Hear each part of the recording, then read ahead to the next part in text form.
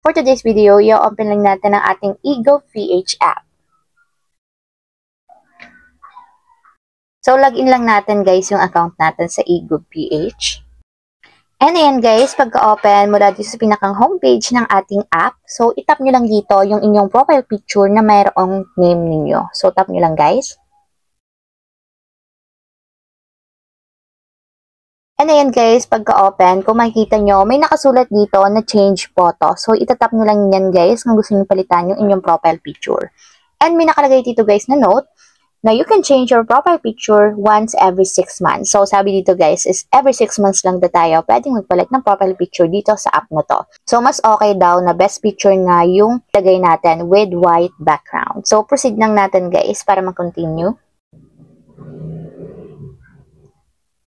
And ayan guys, magti-take ulit tayo ng live selfie. So, ito yung mga bawal at pwede. So, bawal dito yung mga nakasombrero, yung maraming face, and then may filter. So, ang pwede lang guys is, dapat yung mukha ay nasa circle, and then sapat yung ilaw or liwanag para sa camera.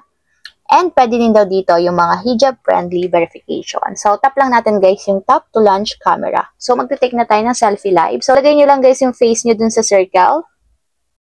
So, pag talagay ng face nyo sa circle, i-move nyo daw papunta sa left. And then sa right. And ayan guys, nagsasubmit na siya. So, ayan, nakatake na tayo ng picture. And kapag satisfied na kayo guys sa ating selfie, tap nyo na yung yes, I'm happy.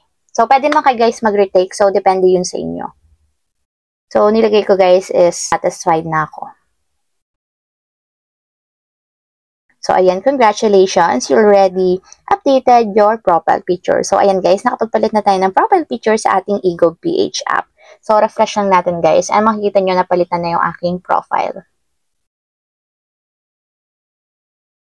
So, ayun lang guys, ganun lang kasimple kung paano nga ba magpalit ng profile picture sa ating Ego.ph.